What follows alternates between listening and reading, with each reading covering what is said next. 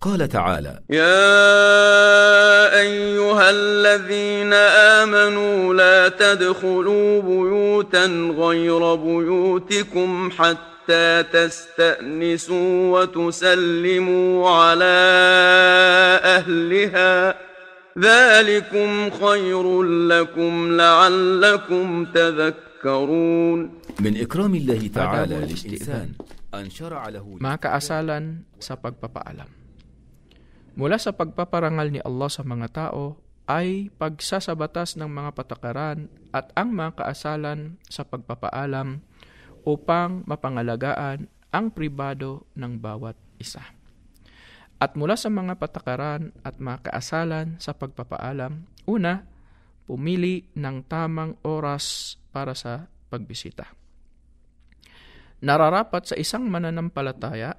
Pangalawa, nararapat sa isang pananampalataya na kapag siya ay bibisita sa bahay ng kanyang kapwa, ay batiin niya ng Assalamu alaikum. Sumainyo ang kapayapaan. Pangatlo, nararapat sa kanya na magpaalam muna bago siya papasok sa bahay na iyon. Pang-apat, kung sakaling di siya pinayagang makapasok sa bahay na iyon sa makatuwid, bumalik na lang siya sa lugar na kanyang pinanggalingan, sapagkat yun ang mas mainam at higit na makabubuti sa kanya.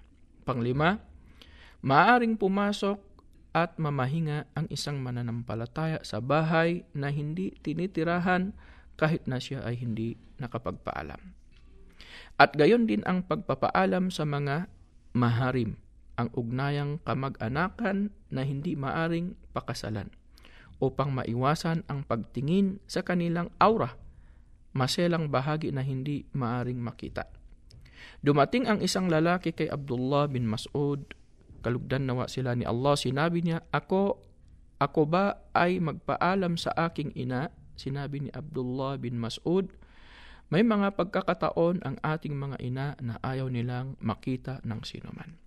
Kaya isinabatas ang pagpapaalam upang mapangalagaan at mapahalagahan ang dignidad at upang maiwasang tumingin sa maselang bahagi na hindi maaring makita at mga bagay na ayaw makita ng isang taong bibisitahin at upang mawala ang paghihinala sa isa't isa.